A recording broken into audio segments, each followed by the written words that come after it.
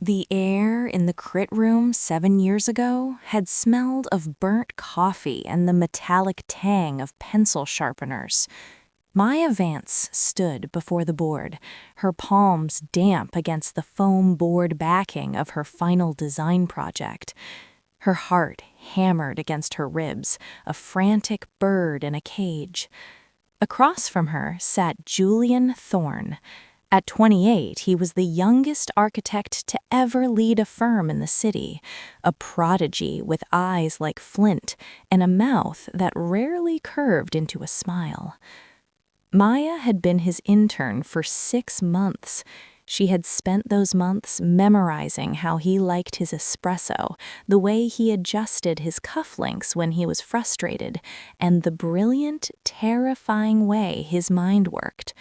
She was also hopelessly, painfully in love with him. "Explain the atrium, Maya," Julian said, his voice a low, melodic drone that made her knees weak. "I wanted it to feel organic," she started, her voice trembling. "The glass curves to catch the morning sun, creating a space that feels like a sanctuary rather than just a lobby. It's meant to be safe," Julian interrupted. He stood up, walking toward her boards. He didn't look at her, he looked through the design. "It's functional. It's technically correct, but it's pedestrian." He turned to the board of directors, then finally looked at Maya. The coldness in his gaze was a physical blow. "You're a hard worker, Maya. You're organized and you follow instructions perfectly. But you don't have the soul of an artist. You're just not good enough for this level of design. You're ordinary." The room blurred. Later that evening, she had found him in the hallway, her pride already in tatters, and tried to tell him that her passion for him fueled her work. He hadn't even let her finish. "Don't," he'd said, his coat slung over his shoulder. "You're a sweet girl, Maya, but I need someone who challenges me, not someone who looks at me like a lost puppy. Go find a nice desk job. You'll be happier there." The present. The click of Maya's black stilettos on the polished marble of Vance Urban Aesthetics was the only sound in the executive suite. The girl who had worn oversized sweaters and a perpetual blush was gone. In her place was a woman in a charcoal gray power suit, her hair pulled back into a knot so tight it looked lethal. Maya sat behind her desk, a slab of reclaimed oak and tempered glass that overlooked the skyline she was currently reshaping. Her assistant, Sarah, walked in with a tablet. "The final candidates for the Solace Tower lead consultant role are in the lobby. There's one you'll want to see first. He was quite insistent." Maya didn't look up from her monitor. "I don't care about insistence, Sarah. I care about the portfolio." "His name is Julian Thorne." Maya's fingers froze over the keyboard. The name hit her like a ghost limb, a dull ache she thought she'd outgrown. She remembered the headlines from 18 months ago. "Thorne Architects files for bankruptcy after safety scandal." Julian had been cleared of criminal negligence, but his reputation was a scorched earth. "Bring him in," Maya said, her voice a flat, controlled calm that masked a sudden roar of blood in her ears. When the door opened, the man who stepped in was a shadow of the giant she remembered. Julian was thinner, his cheekbones sharper. His suit was expensive, but lacked the crispness of his former life. But his eyes, those flint gray eyes, were the same. He stopped 3 feet from her desk. He looked at the logo on the wall, then at the woman sitting beneath it. The realization hit him in waves. He blinked, his composure fracturing for a split second. "Maya?" he whispered. Maya leaned back, Interlacing her fingers, she let the silence stretch until it became uncomfortable, then pushed it a little further. "It's Miss Vance," she said, her voice smooth as silk, "and I've reviewed your proposal, Julian. It's functional, technically correct." She saw his jaw tighten. He recognized the words. "I'm here because I want to work on the Solace project," Julian said, his voice gritty. "I know I have the experience."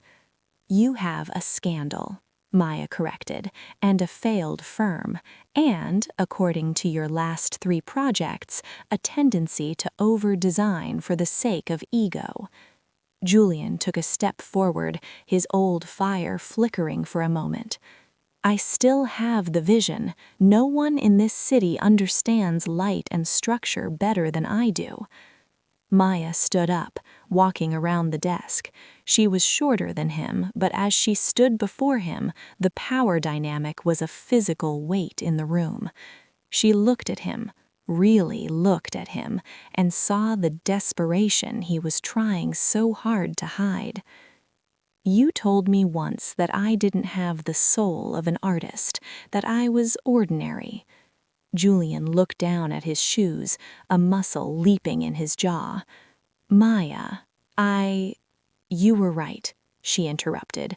"I wasn't good enough for your world back then, so I spent 7 years building my own, and in my world, I'm the one who decides who is extraordinary."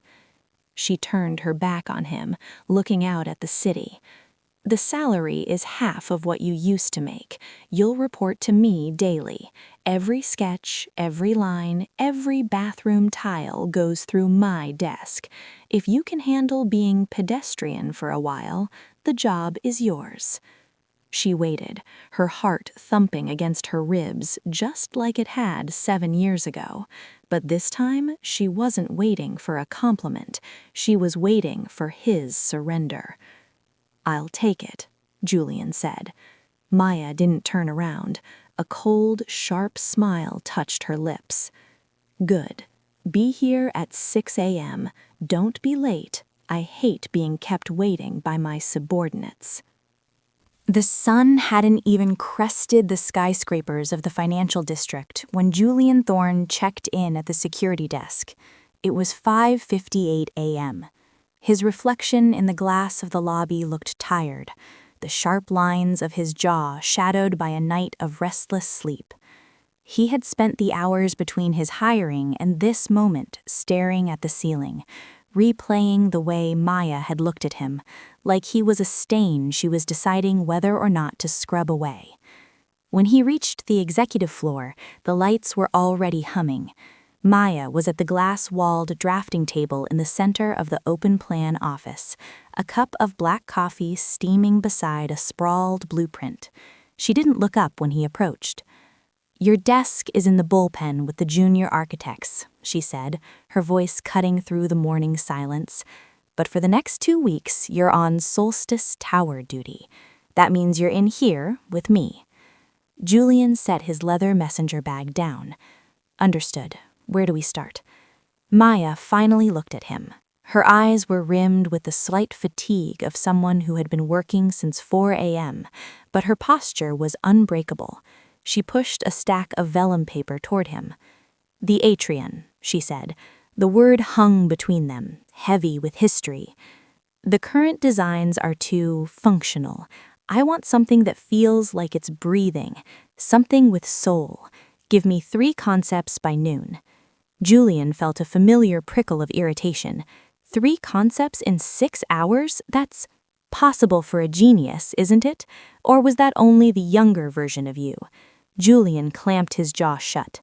He took the paper and moved to a smaller desk in the corner of her office. For the next several hours, the only sounds were the scratching of lead on paper and the occasional click of Maya's mouse. At noon sharp, Julian placed 3 sketches on her desk.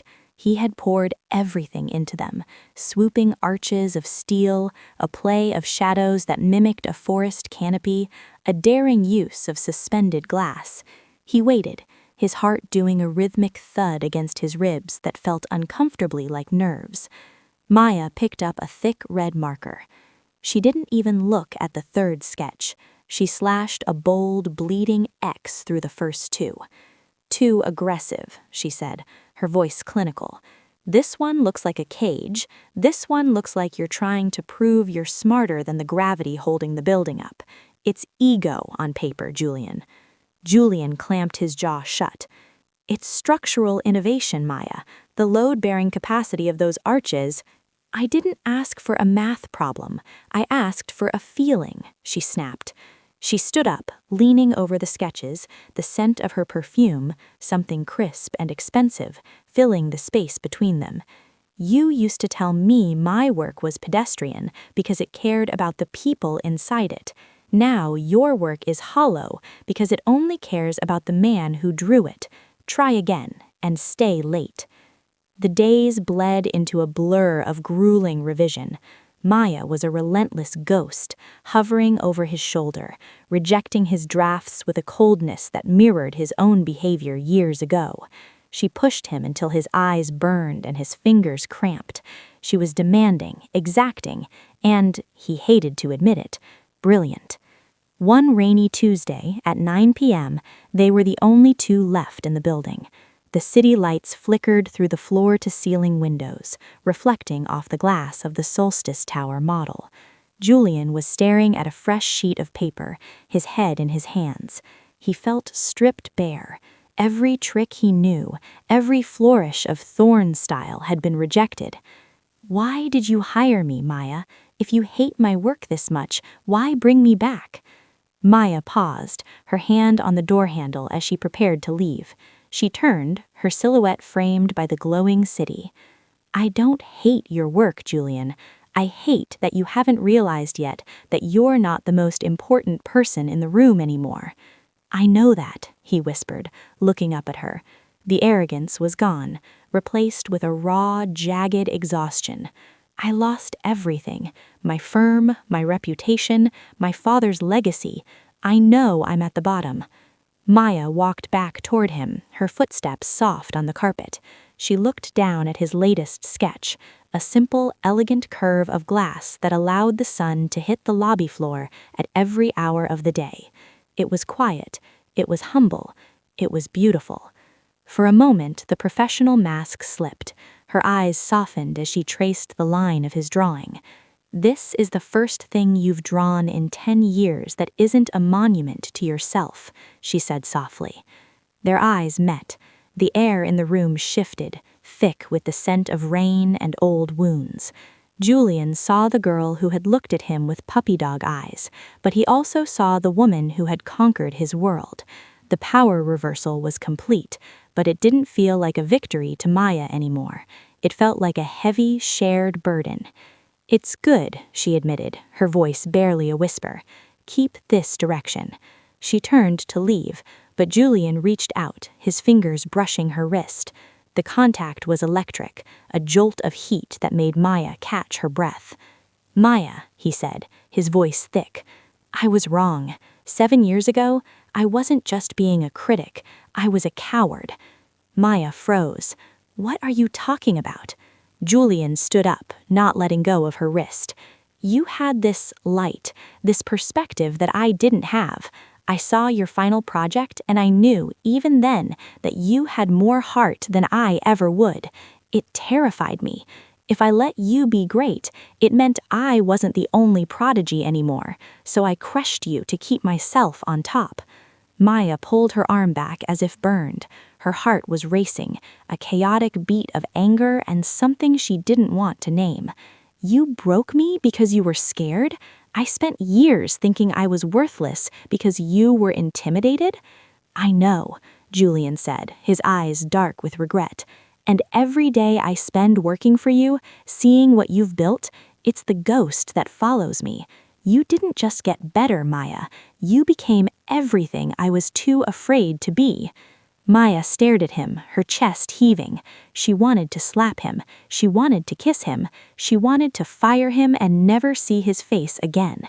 Before she could speak, the office phone on her desk rang, its shrill tone breaking the tension. She glanced at the caller ID. It was the lead investor for the Solstice project. "I have to take this," she said, her voice trembling. She walked away, but as she picked up the phone, she looked back at Julian. He was back at his desk, head bowed over his work, a fallen king serving the queen he had tried to dethrone.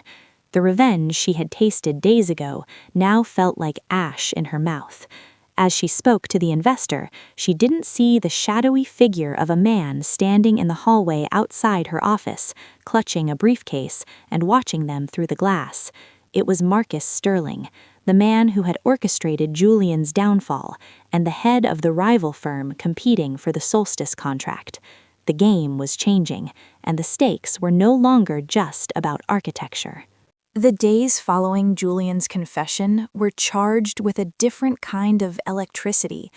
It wasn't the jagged friction of resentment anymore, but something heavier, the weight of things left unsaid. Maya tried to maintain her distance, but the Solstice Tower bid was a voracious beast that demanded their collective focus. They lived in the War Room, a glass-enclosed space cluttered with 3D printed models, fabric swatches, and endless pots of cold espresso. "The light well is still catching too much glare at noon," Maya said, leaning over the master model. She reached out to adjust a translucent panel, her fingers brushing Julian's as he reached for the same spot.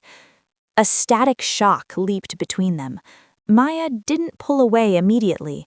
She looked up, finding Julian watching her with an intensity that made the air feel thin. "I can angle the louvers," Julian whispered, his voice vibrating in the small space. "It would create a dappled effect on the floor, like sunlight through a canopy." Maya nodded, her pulse thrumming in her throat. "Do it." She stepped back, needing the cool air of the hallway. As she walked toward the break room, her phone buzzed. It was an anonymous tip, a grainy photo sent via encrypted message.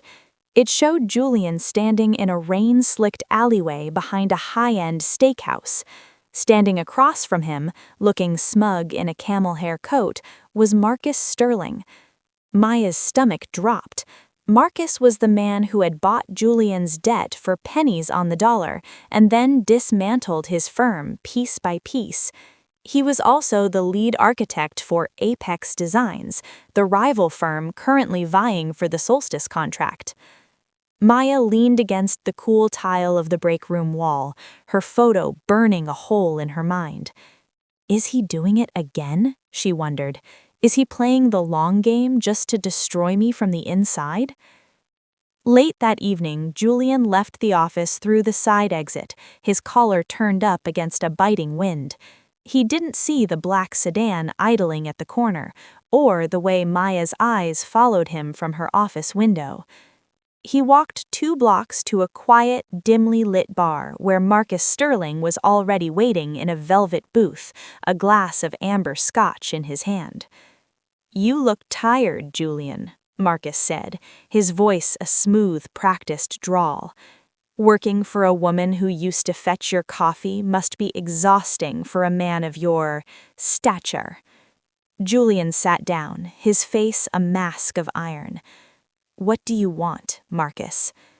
"I want the Solstice Tower, and I want you back where you belong." Marcus slid a folder across the table. Inside was a contract, a partnership agreement for a new firm, backed by Sterling's capital. "The designs Maya is working on, I know they're yours. I recognize the hand. Give me the final schematics for the structural core before the presentation on Friday. If Apex wins, this firm is yours. You'll have your name on the door again. No more reporting to a girl who's playing dress-up in a CEO's office." Julian looked at the contract. It was everything he had lost, his legacy, his pride, his standing in the architectural world.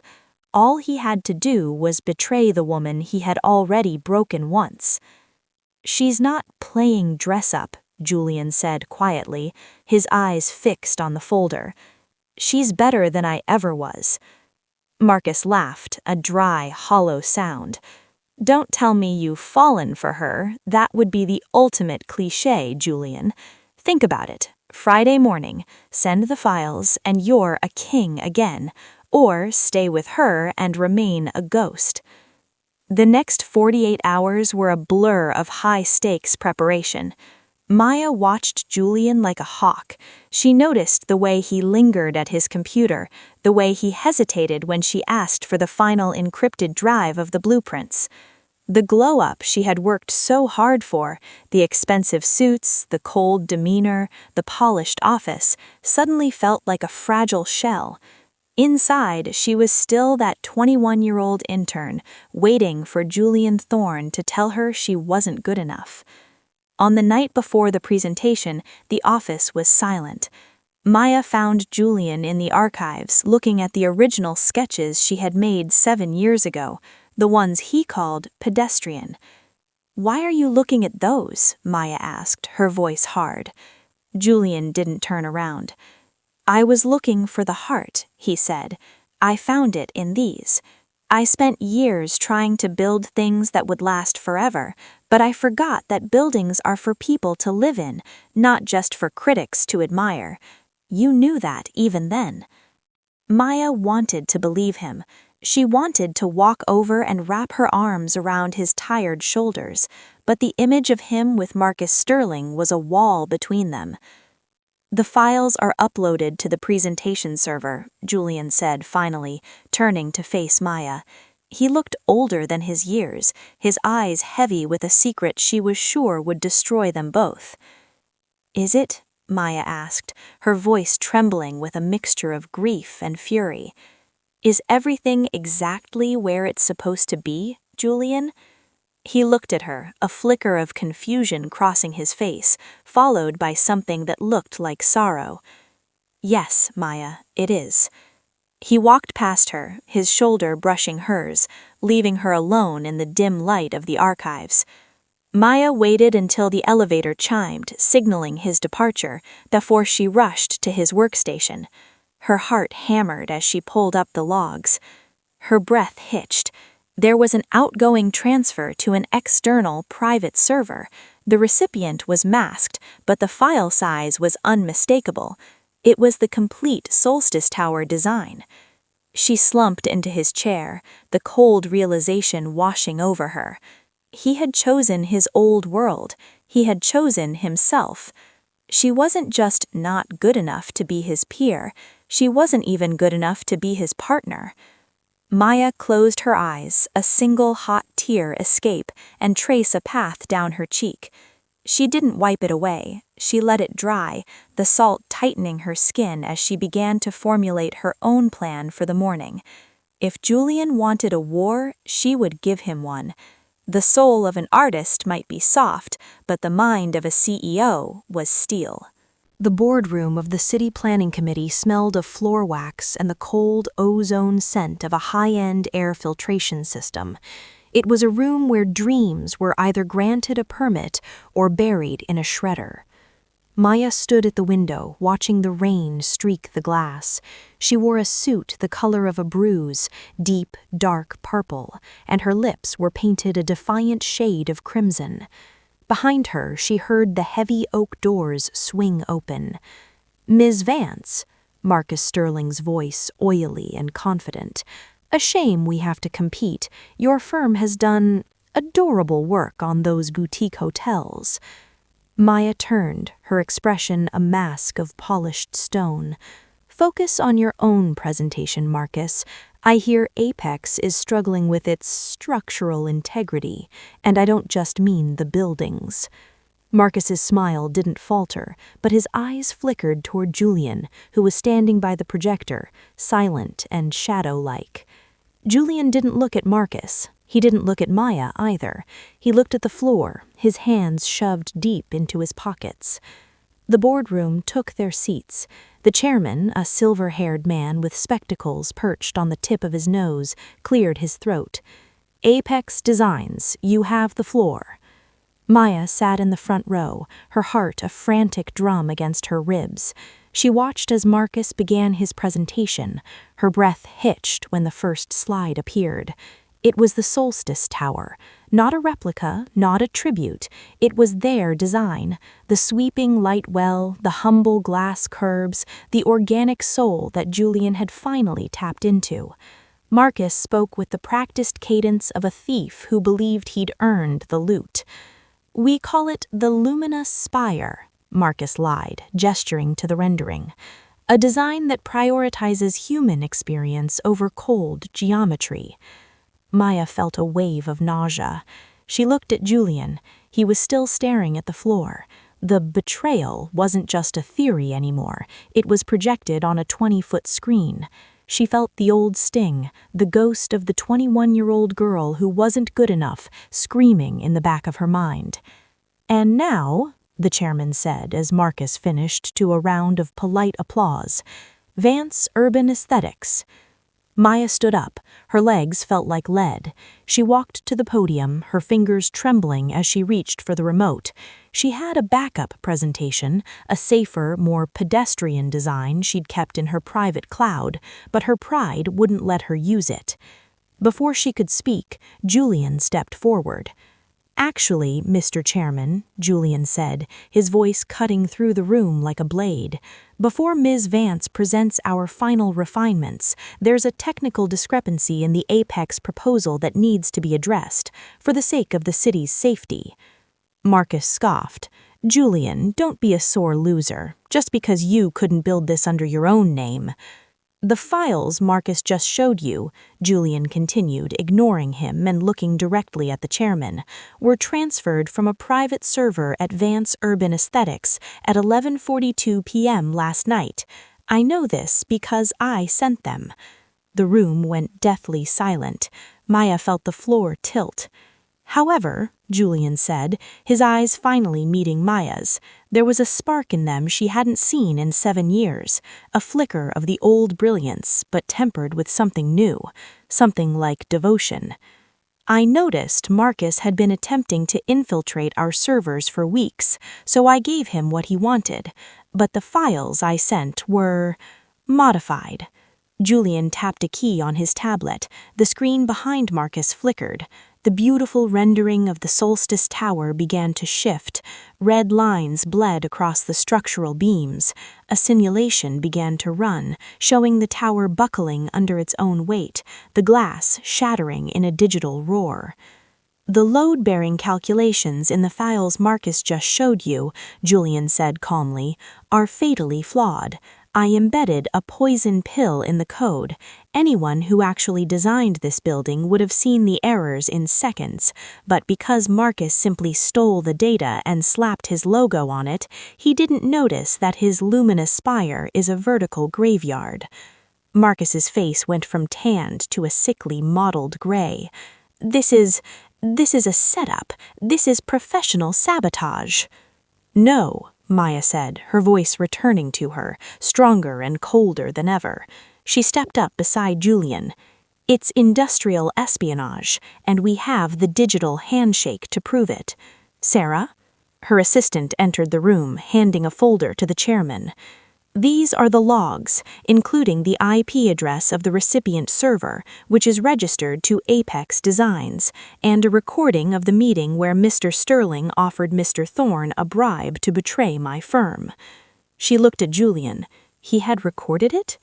The chairman looked at Marcus, then at the files, his expression hardening. "Mr. Sterling, I think you should leave, now, before the police arrive to escort you." As Marcus was ushered out, his career evaporating in the span of a few seconds, Maya felt the weight on her chest finally lift. But it wasn't because Marcus was gone, it was because Julian was still there. "Ms. Vance," the chairman said, leaning back, "I believe you have a real tower to show us." 2 hours later, they stood on the sidewalk outside the committee building. The rain had stopped, leaving the city smelling of wet pavement and possibility. "You let me think you betrayed me," Maya said, her voice soft. "I had to," Julian replied. He looked exhausted, but his posture was different. The slump of the defeated man was gone. I was a king in a kingdom of sand, Maya. I'd rather be a partner in yours. Maya looked at him, really looked at him. The power reversal was complete. She didn't need his validation anymore, and that's exactly why she could finally give him her trust. Partners? She asked. In every sense, he whispered. Maya reached out, her hand sliding into his. It wasn't the desperate grasp of an intern anymore. It was the steady hold of an equal. Monday morning, she said, a small, triumphant smile playing on her lips. 6 a.m. Don't be late. Julian squeezed her hand. I'll bring the coffee, just the way you like it.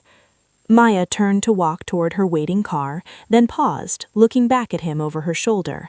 The city lights caught the gold in her eyes, making her look like the visionary she had worked so hard to become.